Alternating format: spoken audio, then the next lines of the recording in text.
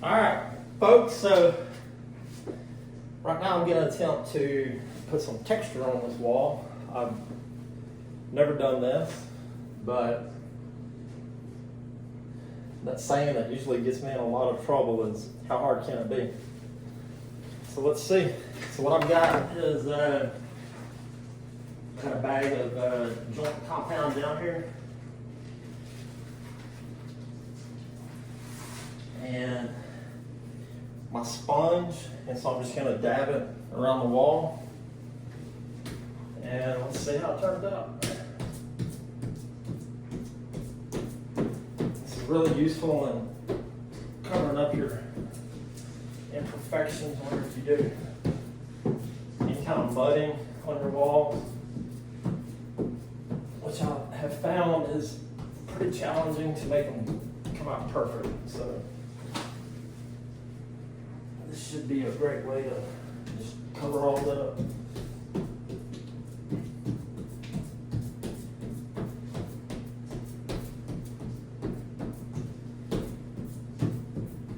I think there are sponges out there that have a bigger, bigger holes in them than this one. This is all I had laying around, so let's just see how this turns out. I think it's gonna be okay. And hey, if it's not, you know, start over.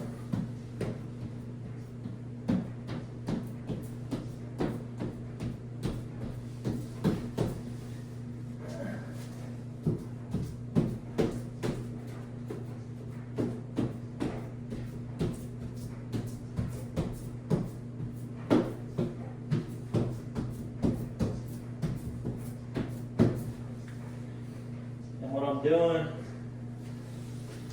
so I'm just getting about that much of the mud on the sponge.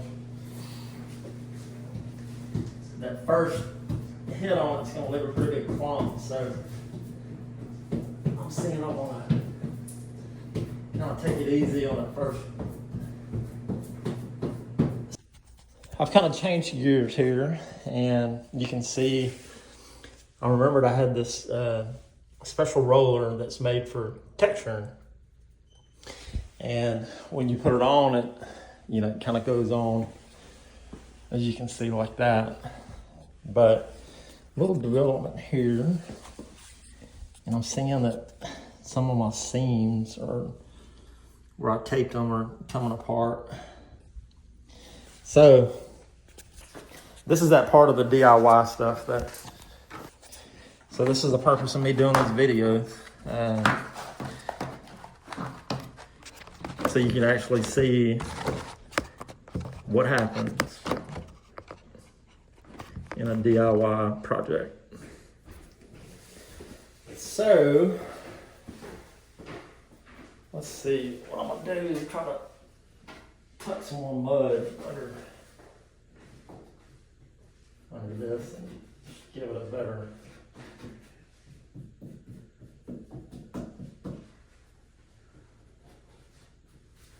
surface to hold on to it. And then we'll let that dry, and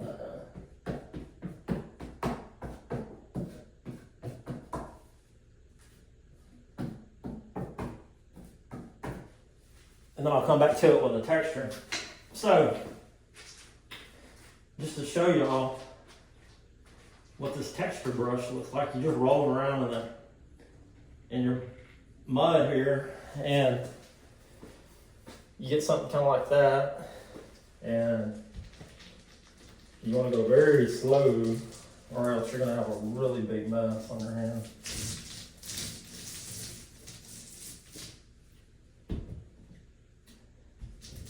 And you can see how it lays it. It uses the really big pour.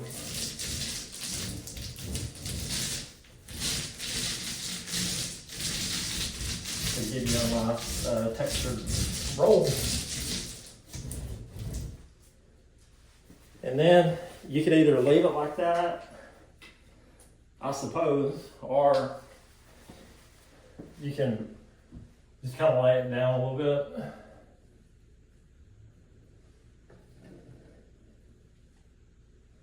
And again, if you're doing that, you don't want to put any pressure at all on it.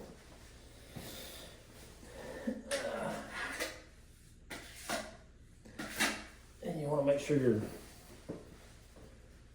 knife is clean.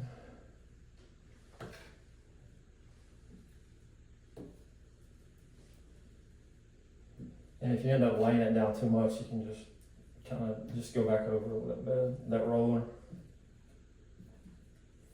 And see, I don't like that because it's, oh, you know what? So my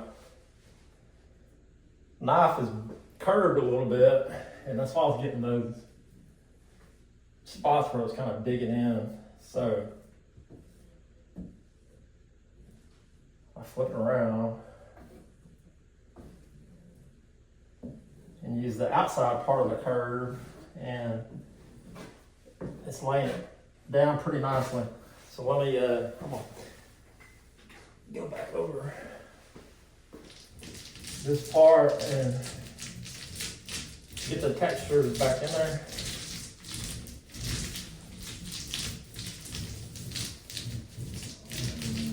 So we got some ridges again. Now, one thing I did notice is you can't wait very long if you're going to go back over it, or else it'll start pulling the stuff off. So now, with my blade right,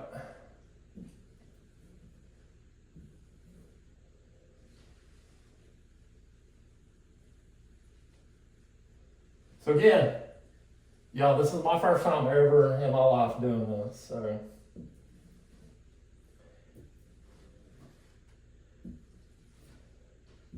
I don't think that's too shabby. One of my mottos is everything is figure outable. If there's a project you want to do, just do it.